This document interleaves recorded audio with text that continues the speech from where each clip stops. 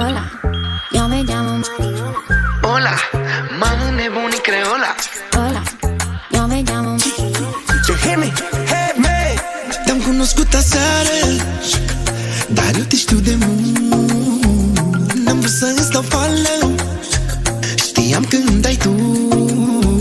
Hai să bem ceva, să ne încălzim.